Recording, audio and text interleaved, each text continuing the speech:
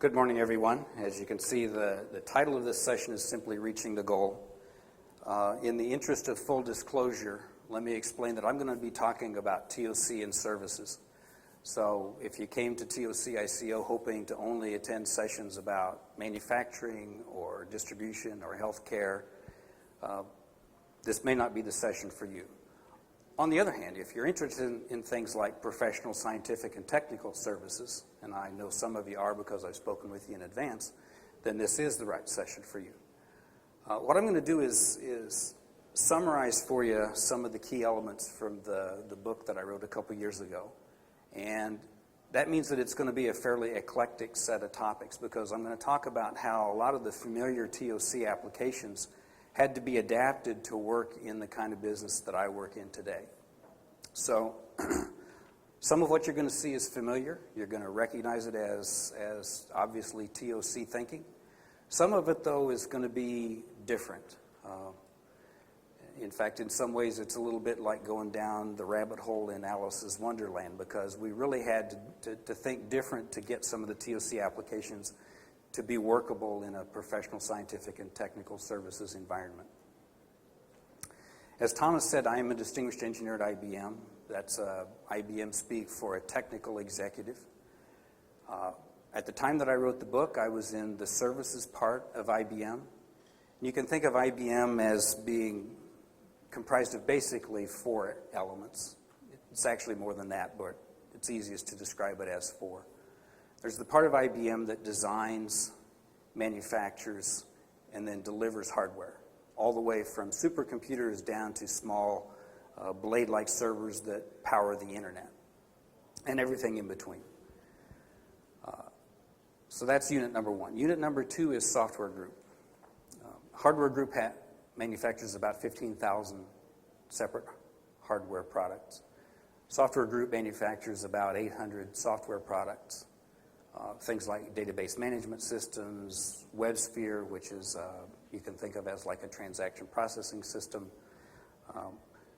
We also own software products for statistical analysis and other kinds of data analysis. Those 800 software products are available in 8,000 configurations. And we sell all these products in, I believe it's 170 countries. So we also have to service those products in 170 countries. And that leads me to the third part of IBM, the services division, which I find to be an interesting part of IBM, not only because I've worked there, but because during the 18 years that I've been at IBM, that's the part of IBM that has changed the most. If you were to go back decades in IBM's 100-year heritage, what you would find is a company that's very different from the company today. For instance, if you go back to the 60s or the 70s, what you would find is a hardware-dominated company in that most of the revenue came from the hardware sales. And although we sold software is sort of an adjunct to the hardware because we were really through and through a hardware company. And services, you didn't even really charge for. They kind of came along with the software and hardware. And that model is completely upside down today in the sense that more than half of IBM's revenue today comes from services. We still have thriving software business. We still have a thriving hardware business. But internally, the nature of the company is very, very different from what it was decades ago. The fourth and final part of IBM, I mentioned there are four parts, is the hardware part, not the hardware part, the headquarters part, where I currently am in the CIO's office, the Chief Information Officer's part of headquarters, but I'm working on projects that pertain to the services business.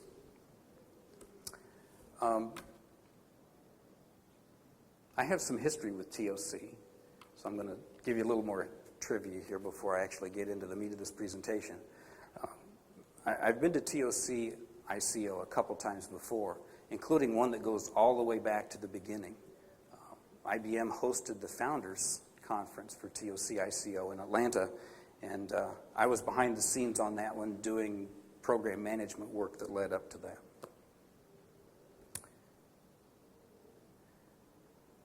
All right, let's go ahead and get into reaching the goal. The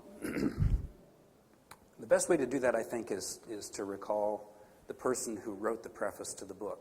His name is Eric Bush. He's now retired from IBM, but he's sort of the godfather of TOC within IBM. At the time, I was working for Eric in the services business, and he came to me one day and he says, "Have you read the goal?" And I said, "Well, yeah, I've read the goal." And he says, "Do you think we could make it work at IBM?" And I'm like, "Well, sure. In our manufacturing business, probably in our software business, not so much in the services business, because the genesis of TOC was in those other domains." And Eric says, "Well, you know, we've got some really tough problems here, and the logic of the goal and the other TOC works is so compelling.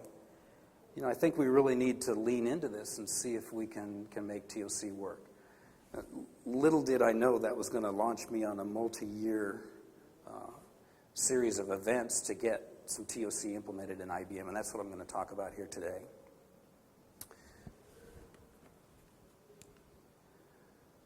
I mentioned professional, scientific, and technical services. That really characterizes a lot of what we do in IBM Global Services. We have strategy consultants and change consultants, for instance, that represent the professional side.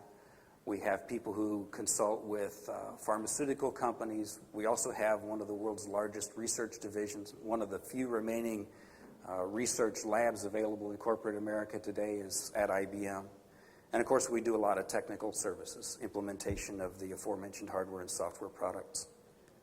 So I'm going to say a few words about professional, scientific, and technical services, and then we'll get right on into TOC applications for those kinds of services. And we'll wrap it up at the end with an overview of TOC for services. But to get the mental wheels turning on TOC for services, this picture that you see here on the overhead now is probably one that you've seen in some variation of multiple times before. And the classic question is, which is simpler, System A or System B? And if you go to a person on the street who's never been exposed to TOC before, they will almost always say, what? Which of these is more complex? Anybody? System A. It just visually looks more complex. And yet, if you've been dipped in TOC, you know that the opposite is true. Actually, System B is more complex because you've got a lot more places that you have to exert control. It's not obvious where the constraint is. Well, the reason that I'm putting this up and taking it down memory lane is there's a good reason we call them assembly lines and supply chains. It's because they look kind of like System A on the right there. And when we can identify the constraint and we can do buffer management, all the benefits that we've come to know and enjoy from TOC occur. Unfortunately, when you look at professional, scientific, and technical services represented here on the left, it's a lot harder to identify where the constraint is and to do buffer management. Within IBM, we typically do 10,000 plus projects a year with customers. We have 500 skill groups within global services alone. And so identifying which of those skills are the constraint and managing that multitude of projects is, I mention that to give you some understanding of the level of complexity that we deal with. So, a few words about professional, scientific, and technical services. That's not a term that I invented. It's actually one that I adopted from the North American Industry Classification System, which is the successor to the old SIC codes that we used to use, the Standard Industry Classification Codes.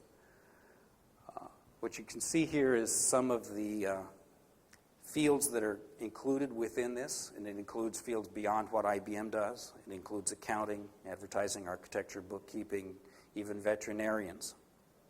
But the key characteristic that unifies all these or defines them is that it's a sector that's comprised of establishments that specialize in performing these kinds of activities for pay for other entities. So, the first problem that Eric asked me to look at was one where we had a problem with capacity. Not that we didn't have enough capacity at that moment in time. In fact, we had too much capacity because what had happened was, as had been done traditionally for years and years and years, we created an annual forecast for business of the next year.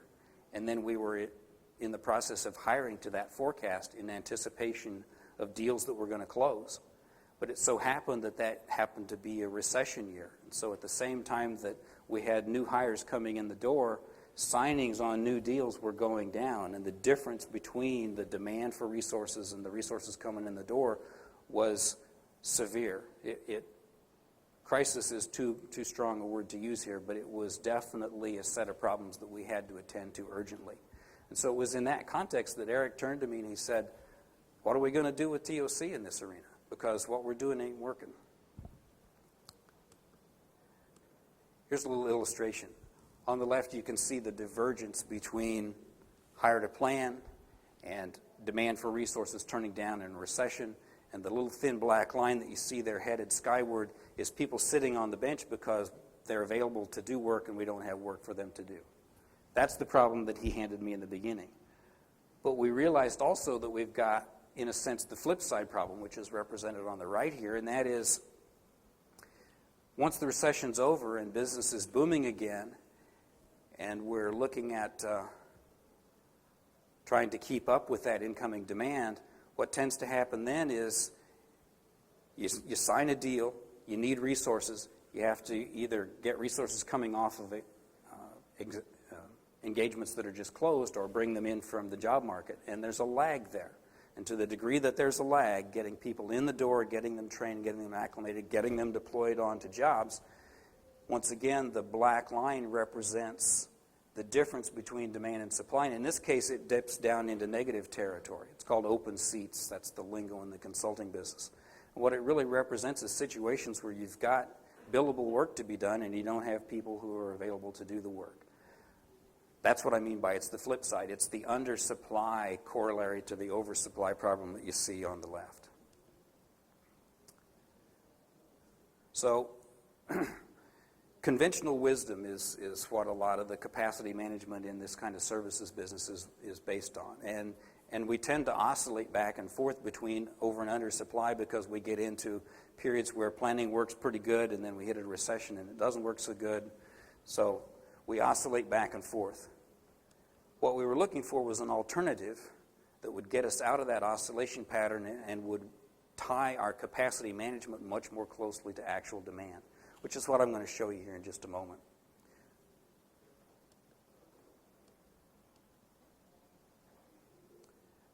But to do that, what I want to do is show you sort of classic TOC, and then I'll show you how we had to modify it to get it to work in services. Y'all know from managing inventory that if we're going to apply a solution like replenishment, we need to take into account total consumption, the unreliability of resupply, time to resupply, and we do that with what I'm going to call a unidirectional buffer. You see represented here 7 time periods and varying amounts of inventory. During period 1, we've got a green buffer because we've got all the inventory we need. As we progress to the right, that inventory is being sold. So the buffer level falls into the yellow zone and eventually into the red zone. We replenish. The inventory level goes back up to green. So it's unidirectional. That is, the buffer is unidirectional in the sense that I'm showing the classic colors of red, yellow, green here. I made a variation of this presentation a year ago in Tacoma at the regional session, and at this point, Ellie came up out of his chair and he said, no, it's not really like that, and we had an interesting dialogue, and he had a good point to make, and the point that he was making is, if we were to get into a circumstance where the inventory grew to excess, there would also be a red zone at the top. You know, heaven forbid we should get a customer that has a big order and they reject the order and they send it back to us and it's saleable goods, and so we put it back in our warehouse. If we've got a huge overstock problem, you know, we all know what implications that has for throughput accounting. So in that case, yes, I will concede that there really is a red condition that applies to overstock. But the difference between what Ellie was talking about and what I'm going to talk about in a moment is that's an exceptional condition. It's not the rule. In the services business, though, we've got a little bit of a different situation in the sense that to make replenishment work, we need to be concerned not with total consumption, but with net consumption. Because in a traditional inventory-based replenishment scenario, when the goods go out to a customer or to a retail establishment, they tend not to come back. So it's more or less a one-way flow, and returns are the exception.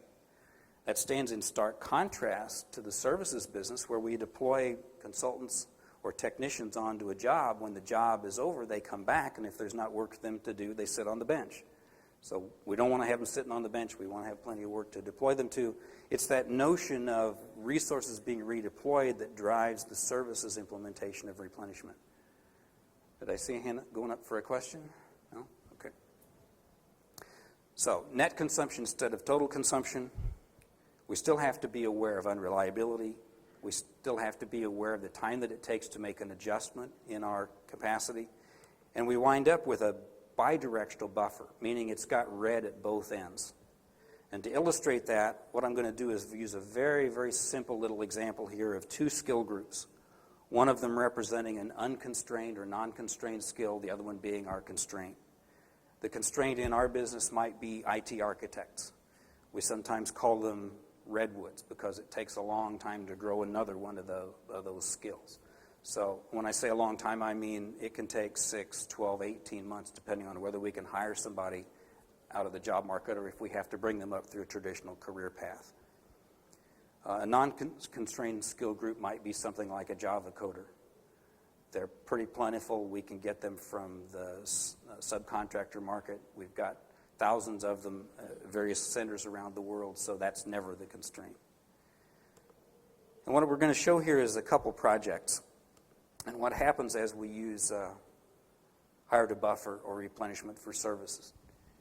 In period 1, we've got 3 of the non-constrained resources, 1 of the constrained resources. During the second period, we start project number 1 and we deploy some of those resources. So now one of our buffers has fallen into the yellow zone, the other's in the red zone because we're depleted there. The question is, what do? The rules that are defined for replenishment for services in the book, I won't take you through in detail, but essentially at this point in time, you got to decide, do I replenish the buffer or not? In this case, let's assume that we're going to go ahead and replenish the constrained resource. We're going to go out and try to find another IT architect. And likewise, we're going to go out and try to find people to Java coders. So during the next period, the Java coders show up. That buffer's back in the green zone, but it takes a long time to get another IT architect, so that one stays in the red zone. And over time, what we can do to try to cope with the shortage situation is we can move some resources back and forth between these projects.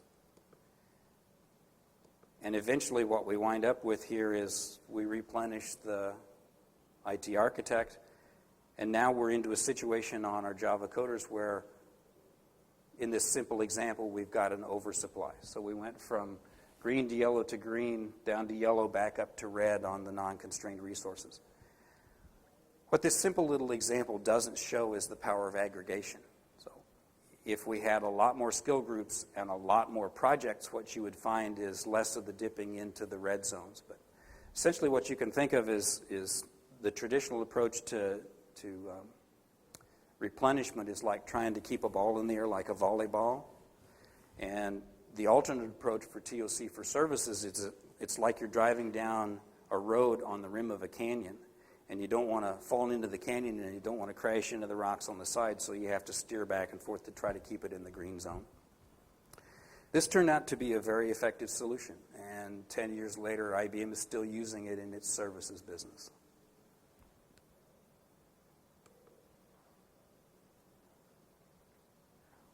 One of the final points that I want to make about this slide is that sometimes people say, oh, John, you're doing a great disservice to our technical resources by treating them with an application that was originally designed for inventory.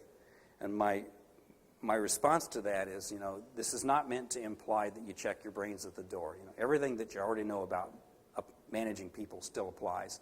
This is just at an enterprise level, set of rules of thumb for deciding when to hire and when not to hire. IBM, by the way, was called a couple years ago in the Harvard Business Review one of the largest people businesses in the world. We've got over 400,000 employees.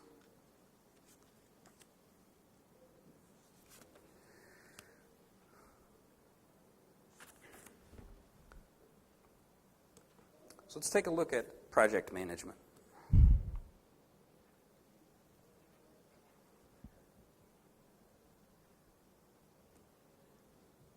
As you all know, the classic TOC application for project management is critical chain.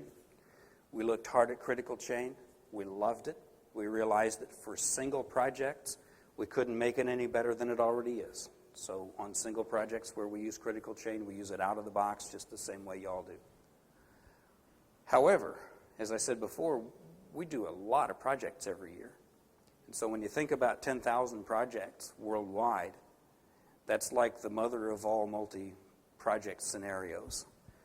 And when you look at how multi-project critical chain is implemented in a lot of organizations, you see a classic stair-step pattern, such as you see depicted here.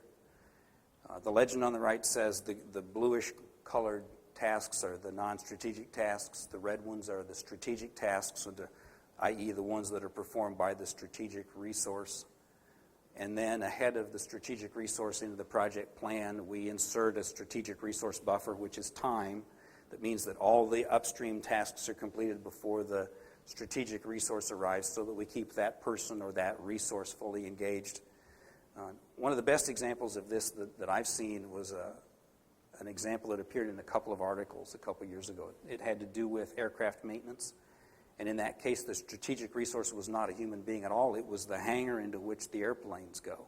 And so when you had an airplane in the hangar, you were in the red task here, and because you had to take one airplane out to put the next one in, you definitely wound up with a stair-step pattern like this.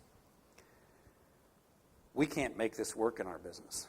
And we scratched our head over why we couldn't get it to work for a while, and then the light bulb came on, and the answer was the whole mindset behind the stair-step pattern is one of you have an internal constraint that you have to manage to. In our business, though, because it is a people business and we can get more people, it turns out that the constraint is not internal. It's actually external. And when you get your head turned around that notion, it really changes the nature of the multi-project problem. I'm going to show you another picture of projects, but I'm not going to use the same legend as before. You'll notice there's a new legend here. I'm just going to use, I think it's yellow-colored. Yeah, yellow-colored bars to represent tasks. Not going to differentiate strategic from non-strategic tasks. What I'm going to do is show the client's desired start date, their finish date, or a date on which they want projects to match up. So if I start this little animation here, you can see a series of projects, one of which has a desired start date, another has a desired finish date, a third one has a match date because apparently there's some reason for those two projects to be joined. And then the last one is, in some ways, the consultant's nightmare because the customer wants to stipulate both the start date and the end date. And so every consultant knows that warning flags go up when you see that kind of request because you got to look at the scope of work and see whether it's feasible or not. That's the nature of the problem that we faced. And so the question is, if the TOC solution for multiple projects is at the top and we've got a scenario that looks like the bottom, how do you reconcile the two? Turns out the answer is you take the preceding application, the replenishment for services application, and you hitch it up with critical chain. And now you can do those multiple projects accommodating the customer's desired dates. So for us, the implementation sequence was replenishment first, critical chain second.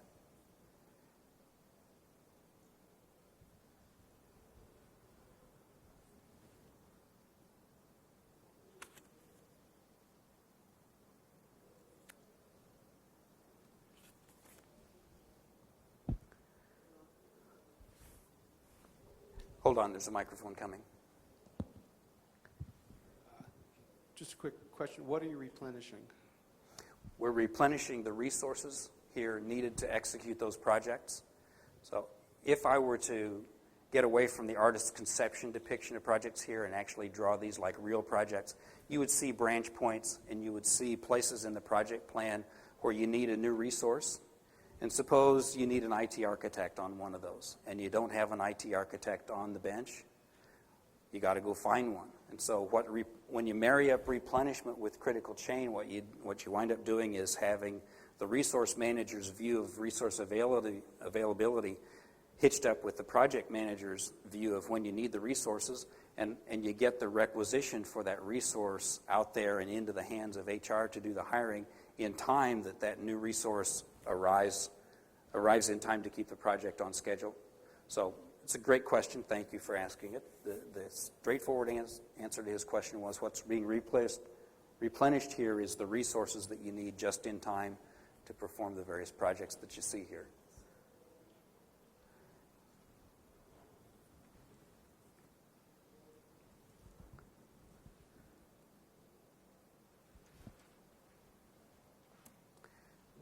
Let's take a look at, I'm sorry, one more question? Hold on while the microphone comes around.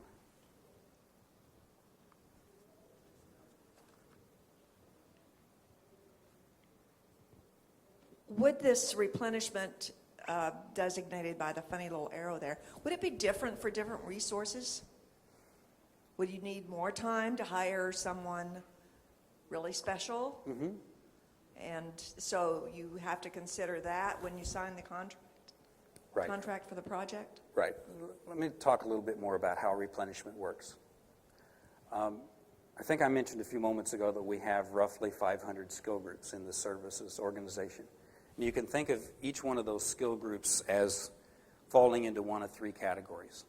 There are those like the Java programmers that are plentiful. There are those at the opposite end of the spectrum like the IT architects that we never have enough of. And then there are a few in the middle that have the potential to be a constraint but usually aren't. And those can be product specialists as an example. Her question was, do you have variations in how you do replenishment for different kinds of resources? And the answer is absolutely you do. The replenishment time on one of those Java programmers might be as little as 3 days. The replenishment time on one of those IT architects might be at best 6 months. So you have to be looking out and trying to figure out whether you're going to need more IT architects to be able to get them into the pipeline in time to satisfy the demand coming down the pike. Right now, IBM has a strategic initiative called Smarter Planet, to give you a specific example. What Smarter Planet is an initiative where we are helping customers, municipalities, for instance, instrument their water supply systems or their power supply systems or their toll roads in such a way that they can manage the constraint. There's a city in Sweden where we run the toll roads, and what they found is that by varying the amount of the toll by time of day, they've been able to relieve congestion in the city center, and they've also reduced pollution. So in that case, what we had to have was resources that were not just a particular product specialist, but they had to be a product specialist in the toll road technology. And that's why we have so many skill groups. It's to be able to not just have them be generic, but have them be specific enough so that when a project manager says, I need somebody who knows toll road technology so we can get the instrumentation done, I also know somebody who understands data analytics so that we can analyze the data and figure out where to set the price points on the tolls to modulate the traffic as the government of that city wants it to be modulated. It works at that level. So great question. Thank you.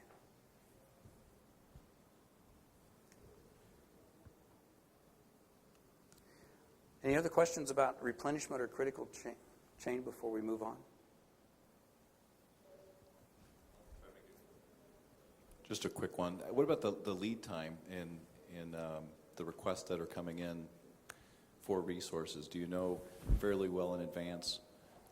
And is maybe partly a two-part question, is the schedule somewhat laid out nicely so that you've got some lead time to be able to get the folks on board? Sometimes. Yeah, his question had to do with lead times on resources coming in, and there isn't a generic answer to that question because it all depends on where in the world you are. We have a lot of resources in emerging markets nowadays. I mean, that's where the real growth is, and we've gone through periods where we've hired literally thousands of people per year in Brazil, in India, in the Philippines, in Russia, and the skilled resources that are available there are being stretched because not only are we hiring, but our competitors are hiring too. And so what we're seeing is the lead times move out there, and we're also seeing the wage rates rise. So what happens is you have to deal not only with lead times on the availability of resources, but you have to be mindful of the wage rates if what you're doing is labor arbitrage, trying to move the least constrained tasks to the countries with the best rate. And the country in question may move around. We've seen it move, for instance, to China, and now we're seeing some work come out of China because there are other countries that have lower rates for certain skills than China does. All right, let's move on to another TOC application. One more about, is it about critical chain? Okay. Hold on, microphone's coming. I'm confused. Are you truly a multi-project critical chain organization? Are you a many single project organization? Because it sounds the way you're talking about it is that these resources are not multitasking across many projects. The skill type is, but the individuals aren't. Two questions there. First question is, do we do multi-projects or just single projects? And the answer is we do them both ways. We have clients for whom we go out and we do a single project, and when we're done, that's it. We have clients that we do a series of projects on because it may be the nature of the request from the client. We also do a lot of projects internally. I haven't talked about that yet, but that's where I spend my days nowadays, is working on internal projects. And we have a series of those, and they fall into both categories, both single projects and multi-projects. What was the second part of your question? I'm losing it. That multi-project is where you are sharing resources across projects. Right. Multitasking. Unfortunately, some of our resources do still multitask, but the majority of them tend to get assigned to one project, and they work on that project until their task is complete. To give you more specifics about that, I need to talk a little bit about the nature of the projects. We have some projects that are highly repetitive. They're essentially just a factory, and we run the same basic project over and over because the customer, perhaps they have some computer code, it's legacy computer code that's been around for a long time, and they want something done to it, to modernize it or to implement a different database management system. And we have service centers where that kind of work comes in, and they basically do the same project over and over and over for different customers. At the other end of the spectrum, there are projects that are completely unique because the customer has unique requirements, and we're doing a specialized project for them that's unlike any that we've ever done before, except for the fact that it has, a few characteristics like something that we've done before. We're doing a strategy engagement for customer B, and yeah, we've done strategy engagements before, but customer B's business is just different from other people's, and so the strategy that emanates and the means by which you get to that strategy are different. So with regard to multitasking, if we're doing critical chain, we all know that multitasking is a bad thing, and we want to minimize that. But I'm not going to stand up here and represent to you that we've been able to squeeze out all the bad multitasking, because the reality is we haven't. In fact, another part of the answer to that question I'll give is that when it comes to replenishment will work with traditional critical path methodology for doing projects. And in fact, that's still the dominant project methodology. If you go to someone in our Project Management Center of Excellence and you ask them about their project management methodology, they're not going to say critical chain, they're going to say critical path. But if you ask them about replenishment, they're going to say, yeah, we do that all the time. So, in the interest of time, let's move on to talking about what I'm going to call process management. In our business, not only do we do projects, but we do what I will here call processes. And by process, I mean something that is highly repetitive. For instance, we do payroll for some companies. There's a chocolate manufacturing company for which we do their payroll worldwide. And when I say we do their payroll, I mean we get their time cards in an electronic format. We get their business policies concerning overtime, vacation, and so forth. And we literally run the software that calculates the pay for their employees and generates the checks. And in most cases, they're distributed electronically, but we can also cut paper checks if that's the requirement. So it's that kind of highly repetitive process that I'm talking about here. There are other examples of a similar genre, just to illustrate some of the other kinds of processes that we're involved with. We help companies do procurement, meaning there's a company that's best known for manufacturing helicopters, and we've done their procurement work for well over 10 years now. So all of their purchase orders flow into a service center where if you work for that helicopter company and you call the help desk because you've got a problem with some procurement, you may be talking to an IBMer. You don't necessarily know it, but it's an IBMer sitting in the service center. And they outsource that work to us because it's not their core business. It's not something that they have to be world-class in to be successful. They really want to spend their time building helicopters, and they're quite happy to give us the procurement, particularly because the nature of the contract stipulates that we will save them X amount of dollars per year every year of the contract. That's the hook in that kind of arrangement. The benefit for us is the more of those kind of customers we get flowing into that service center, the more economies of scale we have as a service provider. So, we can actually lower the price because instead of having a custom process for a helicopter manufacturer, we can do it for that manufacturer and a bunch of other manufacturers as well. We also do processes in financial services and some other arenas. So let's talk about what TOC looks like. But to do that, I'm going to do another little memory refresh here. What you see being revealed at the top here is a very simplified vision of a manufacturing process or an operation. We've got raw material coming in on the left. It's flowing through a series of 3 tasks, work in process, between tasks, and at the end we have finished goods coming out. I'm going to show you a view of process management using classic DBR. So I'm going to designate task 2 as the drum, and you're going to see, sure enough, a buffer there, a constraint rope that ties back to the gating operation where raw materials are coming into the process. Similarly, there's a buffer at the finished goods arena with a shipping rope there. I realize this doesn't really represent simplified drum buffer rope. If you wanted to take out the buffer and tie the shipping rope back to raw material, you'd have kind of an artist's conception of what simplified DBR looks like. So I feel a little bit like I'm preaching to the choir in this one, so I'm going to move rapidly into how this stuff is different in services. And to do that, I'm going to bring up another picture and a legend. And I always have a little bit of heartburn when I put this picture up because it makes the two look more similar than they really are. But we'll get to the differences in a minute. What we have here is service requests coming in on the left. It could be a time card flowing into that payroll process. Could be a purchase order flowing into the procurement process. It could be a phone call coming in to a service center where we're supporting a cell phone company. And if you're a customer and you want to upgrade your cell phone and get that cell phone activated and you need help doing it, you call the service center. You could be talking to an IBMer. All those are service requests.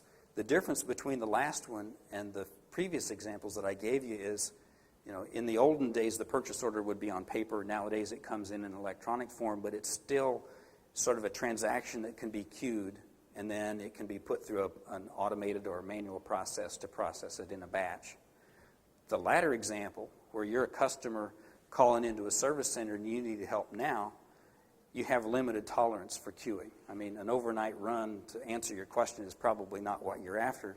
You want to hear, an operator will be with you in 30 seconds. That's what we all long for. And in fact, service providers typically have service level targets that are tied to things like how fast we answer the phone. The contract will typically stipulate things like 80% of calls will be answered within 20 seconds. And once a call is answered, a certain percentage, it might be 70%, 80%, 90%, the customer's problem will be resolved on the first call so that they don't have to call back a second and a third time. Those are what's being represented toward the right here, the service level that emanates out the right-hand side of this process.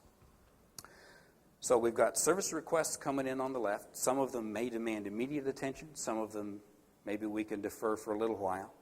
They go through a series of tasks. There can be a queue between the tasks. Coming out on the right-hand side, we have the service levels. So let's look at what we do with DBR here. I'm going to designate task 2 as, once again, the constraint. So that's our drum. Only what's different here on the right is instead of having some tangible entity that goes into finished goods, what we've got is the delivery of a service, and we can measure attributes of that delivery. Did we answer the phone fast enough? Did we resolve your problem on the first call? Did we do it in a way that for the customer for which we're performing the process, was the cost low enough? And was the nature of the service good enough?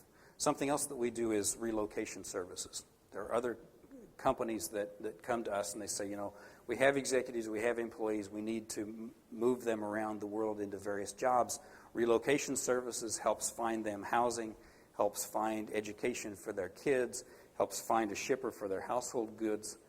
That's another kind of service that we perform here. And in that case, the quality of the service could be how happy the employee and his or her family is with their situation in the new country.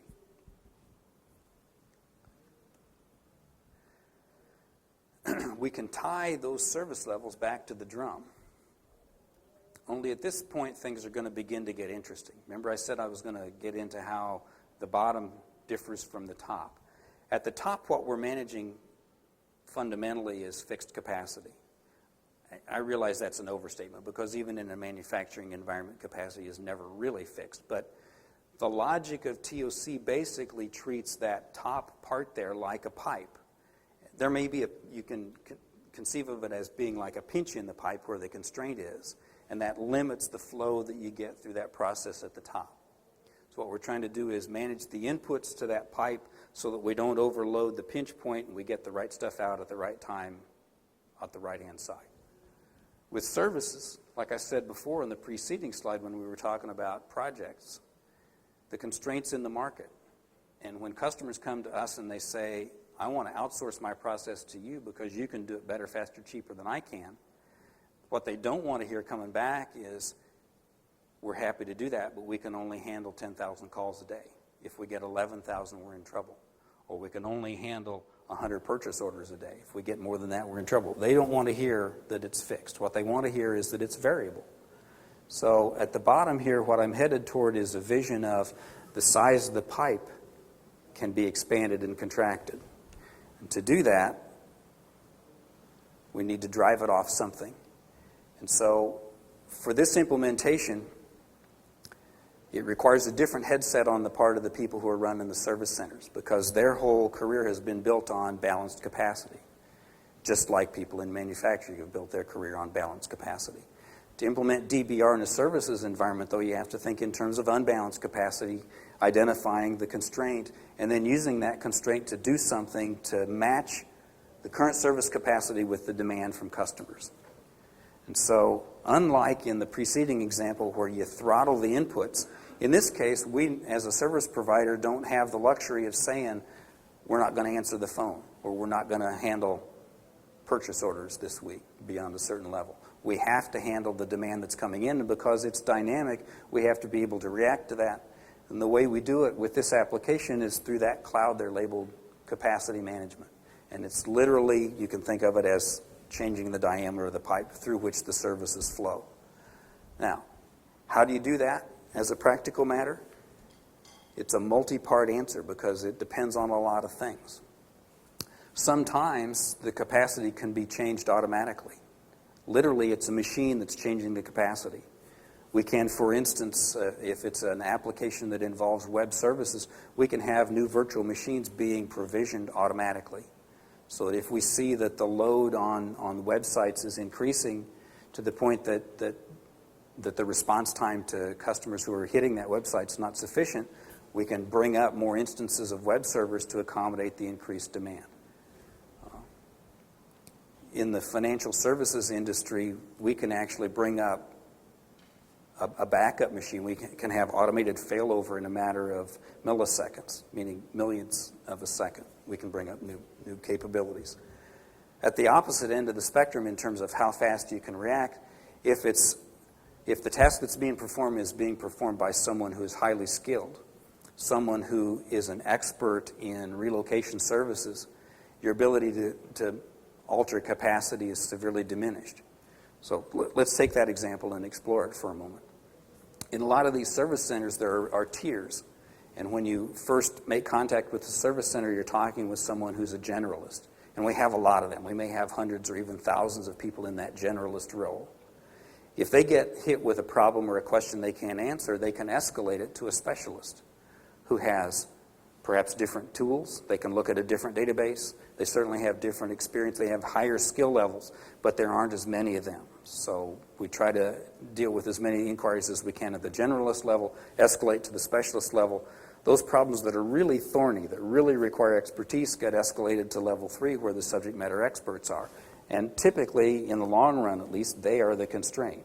So just like with the IT architects in the project arena, we have to be mindful of how long it takes to change that capacity. In the context of one of these business processes, we have to be mindful of how long it takes to bring in a new subject matter expert. Now, that's not to say that we can't make accommodations in the short run. We can do it the same way y'all do in manufacturing and distribution. We can ask people to come in early. We can ask people to work overtime. We can subordinate. One of the interesting ways that we subordinate is, you might think that the entry point into this kind of process that I've just depicted for you is always into the generalist role. But in fact, in some instances, we reverse the generalist and the specialist role, because for certain kinds of problems, we can tell when they come in that they really are going to require high diagnostic skills. And so we route them to the specialist first. The specialist figures out what the problem is, what the solution is, and then they hand it off to a generalist for implementation, because it doesn't require this level of skill to actually implement the solution. In other cases, we have customers' calls be routed directly in via an 800 number, via a route into the process that's not strictly generalist, specialist, expert. So the point that I'm trying to make here is that the conventional way of applying DBR is to manage buffers so as to make effective use of the available capacity. In the case of using DBR for services, you have to make the flip from balanced to unbalanced, and then you have to think in terms of which levers can I pull to change capacity so that we align our capacity with demand.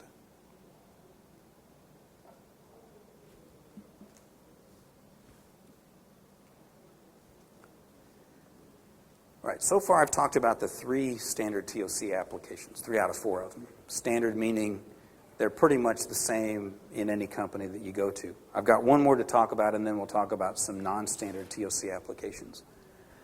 Finance and accounting is the 4th one. I'm not going to take you through all these bullets. They're there just to kind of remind you all the bad things that are associated with cost accounting.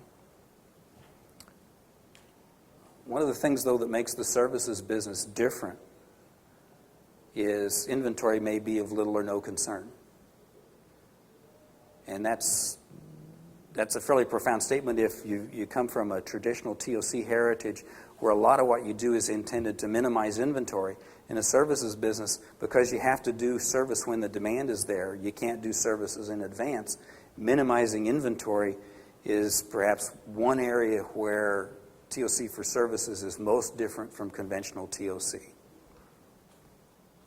Nevertheless, if you look at the basic financial measures, throughput, investment, operating expense, they can all be done in a services environment. Some differences, though, are you generate cash in a services business through deliverables, meaning documents or working computer code out of a project, or through service levels, through one of those processes that I described. The investment is, instead of in manufacturing plant and materials, it's in things like service production systems, the databases that the relocation experts use to find hotels and airplane seats and so forth, the facilities that house the service centers, the intellectual capital, that is the procedures that people in those service centers use, and so forth. Another thing that differentiates the services business, perhaps, is that we spend a lot of time responding to requests for information, RFIs, and preparing bids and proposals and negotiating contracts. The sales cycle on a really big services deal can be over a year long. And so the amount of upfront investments that you have in pursuing that kind of deal can be considerable, because for a large deal, we may have 50 or 60 people working on the bid and proposal. And at the end of that process, you win the deal or you don't. And so if it's the latter and you don't win the deal, then you have to cover that investment on other deals. There are also performance measures that can be used in services that have the same definition as y'all are used to, but because the financial measures that I showed you on the previous slide are different, the numbers here would be different. We also have resource measures, including throughput per constraint unit, that can be used. Decision support measures like delta NP apply in the services business. Part of throughput accounting that people oftentimes say is the most difference between conventional TOC and TOC for services has to do with the control measures of throughput dollar days and inventory dollar days. We had to modify those to work in the services business, and we now in IBM use process dollars or project dollars per day, which is a rate, and resource dollars per day. But the meanings are very similar. In both cases, they're intended to get you to do the right thing. In the case of project dollars per day, you want to drive that number higher. In the case of resource dollars per day, which represents a cost that you incur because you have resources sitting on the bench that aren't being engaged productively, you want to drive that down, but not down too far. In other words, if you look at how the buffer levels get set for critical skills, it may be okay to have some people, quote, on the bench. And I use air quotes there because when I say people are on the bench, that may imply that they're just sitting there idly twiddling their thumbs, but that's not really the case. There's typically a lot of things for them to do, like getting trained or doing internal work on internal projects. So the fact that they're on the bench simply means they're not generating throughput with an external customer, but it doesn't necessarily mean that that time is wasted at all. So the way the buffer levels get set in replenishment is such that you may have some of those resources on the bench, but if you're within the normal zone in the buffer range, that doesn't count in RDD, your resource dollar days, so it doesn't penalize you for having the right number of people on the bench. In the appendix to the book, I decided to talk about throughput accounting for software, since software is such a big part of IBM's business overall. And this is an excerpt from the table in that appendix. Some of the work in this appendix actually comes from a book by David J. Anderson entitled Agile Management. So if you're familiar with that work, you'll recognize some of that influence here. Software engineering involves the steps necessary to design, code, and test and deliver working software. I'm sure many of you have IT groups that do that kind of work internally. Some of you may be in companies that do software engineering work for customers. That's what we mean by external work here. And on the right-hand side, then, are a couple columns that represent throughput accounting for software as a business.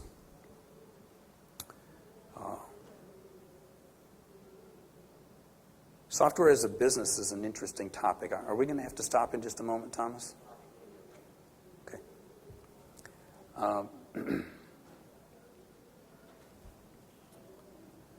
Historically, in our software business, we have vended products, meaning if you want a database management system or you want a statistical package and you come to IBM or one of its business partners that does the sales and delivery and you say you want a particular product, you basically get a license to use that. And then you would get a tape or a cartridge of some kind and you would install it on your machine in your data center, and you would use the software for as long as the license was valid. That's what I mean by software delivered as a product. Of course, nowadays with the advent of the internet, more of that software availability is moving out of the traditional product mold more towards software as a service. When I say software as a service, if you've heard of cloud computing, those two are highly related concepts. In both cases, what it means, instead of getting shipped a tape and you install the software on your machine, you may instead get access to the same software. It's just that it's running on somebody else's machine. It could be IBM or it could be a third party. And that's what I mean by a software business where the software is delivered as a service. With cloud computing nowadays, for instance, you can go online to a web portal, to a service catalog, and you can say, I want to have a virtual machine with these software products in it. And you basically put check marks beside the ones that you want, and you click the pay button, and a virtual machine is deployed there with all those software products on it. for those of you who aren't in the IT business, yourself, you may not understand the significance of that. So let me give you an example sort of from an IT guy's perspective. One of the things that happens when you're developing applications is you get to the point that you need to do testing. And capacity planning in an IT environment typically has to take that into account. So you size your machines so that you can not only do the development work, but then you can do the testing work, and then you can move stuff into production. Well, that testing work is intermittent. It's not something you necessarily do every day. And so wouldn't it be nice if you didn't have to plan your capacity to accommodate that, but you could plan your overall capacity at a level that more closely approximates the day-to-day work that you do on development and the day-to-day work that you do on production? Well, one of IBM's first offerings in this arena was DevTest, the development and test cloud. So if you're an IT person and you need capacity to do testing and you don't have it at home, you can go out to that service catalog and configure a machine exactly like what you need to do testing, and you've basically rented the software and the machines to run that software so that you don't have to have it in-house. That's what we're talking about on the right here.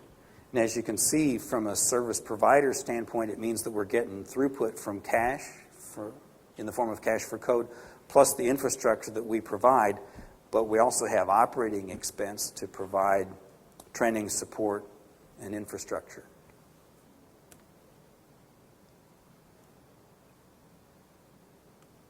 Let's talk a little bit about marketing and sales. And obviously now I'm into the arena of non-standard TOC applications. By non-standard, I mean every company's implementation of this kind of application is going to be a little bit different. But what I want to do is kind of highlight a few differences between the conventional approach and what we explained when we explained the TOC approach internally.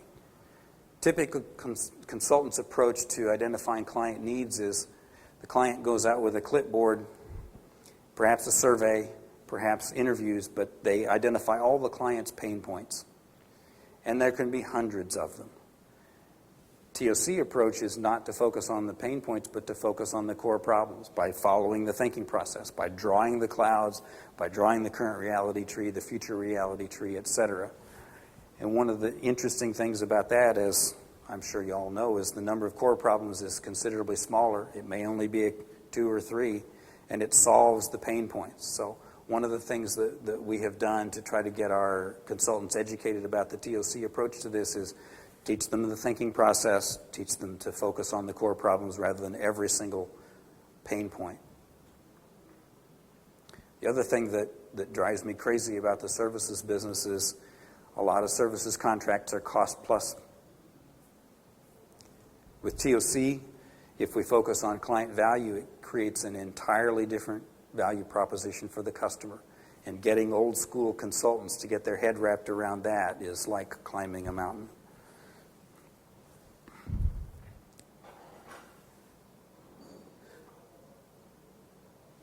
With strategy and change, let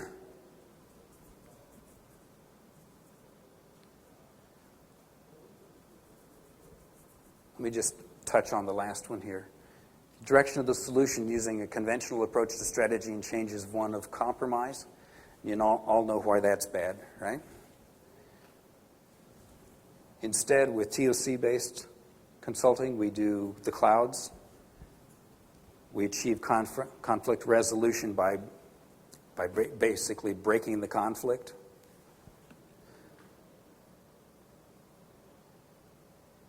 So let's talk a little bit about implementation and technology, and then we'll wrap it up and go to questions. I talked about replenishment, which is our solution for resource management. I talked about project management. I talked about process management. A little bit about throughput accounting.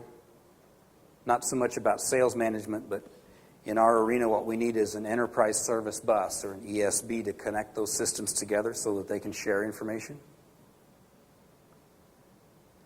And what that leads me to then is a little overview of what we call TOC for services.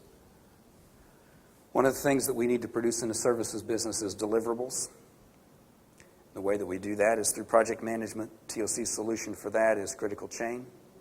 Another important outcome from the services business is those service levels. To do that, we need process management. TOC solution there is drum buffer rope. Those two things together give us our delivery capability, but we also need resources, which we use the replenishment solution to provide. We need the ability to track and measure. For that, we use throughput accounting. Those are the 4 standard applications I took you through briefly. If we marry that up with marketing and sales, we've got a sustainable solution in the sense that you can run a services business with those 5 applications. Problem is you can't get from the old way of doing things to the new way of doing things. So we had to think about strategy and change internally to help people understand why the TOC approach was better than what they were doing. And then we had to concern ourselves with implementation and technology so that people would have the tools that they need. I've been talking about stuff that's spoken of in more detail in the first reference there, reaching the goal. There's also a chapter about TOC for professional, scientific, and technical services in the handbook that you've seen talked about earlier in this conference. The second one of the references is one that's not available here at the conference, but I included it because, number one, there is a chapter in it about TOC for services, but also because it speaks to a different audience. It's really targeted more at academics, and it is another handbook that's coming out this month. It's the chapter that I wrote for that book is the only one on TOC in that entire volume, but wanted to make you aware that it is available this month.